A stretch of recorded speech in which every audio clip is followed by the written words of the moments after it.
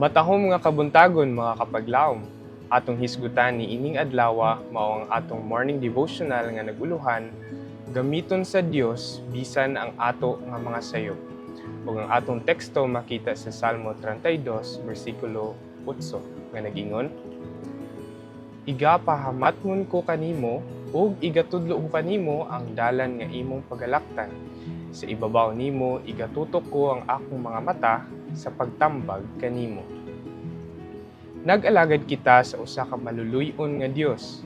Kung makigsulti ako og mga tawo nga dili makakita sa ilang mga sayop, tingali dili na ako mutagad kanila o pasagdan ko sila sa pag-antos sa ilang mga problema. Siguro gayod nga dili ko sila panalanginan bisan pa sa ilang mga sayop. Makapasalamat kitang tanan nga ang tawo nga sama kanako dili Dios. Ang Dios nga atong gialagaran mo panalangin bisan kun kinsa kita. Dili lang siya mutabang kanato sa pagsulbad sa ato nga mga problema, kundi mo panalangin usab kanato sa mao nga proseso. Ang kamatuoran sa ebanghelyo mao nga gamiton sa Dios bisan ang atong mga sayop. Mao kadto ang sa shut door nga kasinatian. Ang mga Sabbatarians adunay dayag og seryosong teolohikal nga kasaypanan. Gani, sa panahon sa shut door sa kasaysayan sa Adventista, nagtuo sila nga ang pagmensahe sa ebanghelyo sa ilang pundok maglakip lamang niadtong nagdawat sa Millerite nga mensahe sa katuigang 1830 ug sa sayo sa 1840. Tungod kay ang pultahan sa kaluoy sirado na alang sa tanan nga wala magpasakop kanila. Apan ang Dios makagamit ni ana nga mga sayop alang sa kayuhan sa kalihukan.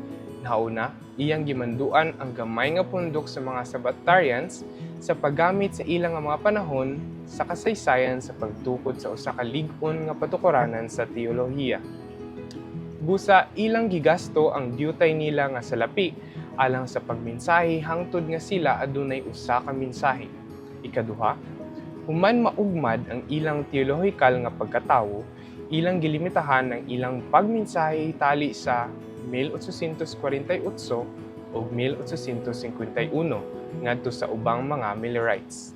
Sa panahon nga ila na namugna ang usa ka lig-ong sukaranan sa teolohiya ug ubay-ubay ang ilang mga sakop nga mao ang dugukan nga pundok, nakahimo sila sa pag-abot ngadto sa labaw na kahalapad nga populasyon ug sa katapusan ngadto na sa kinatumyan sa yuta.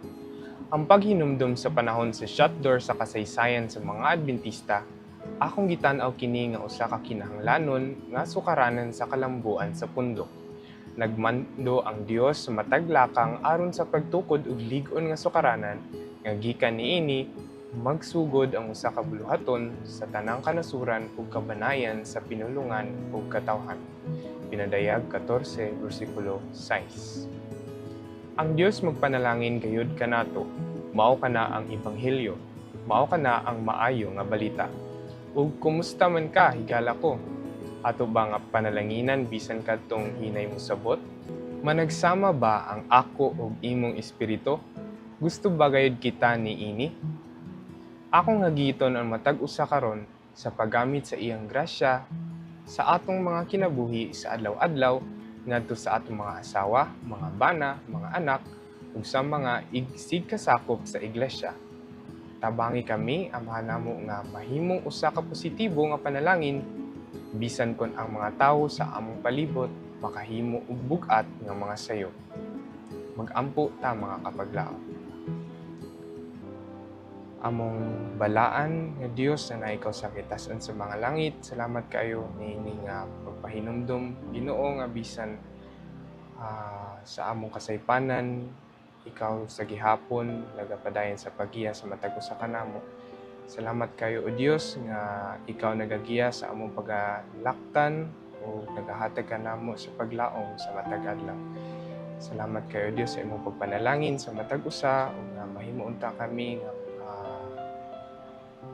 panalangin ngadto sa uban samtang sama nga ikaw nagapanalangin sa matag usa kanamo.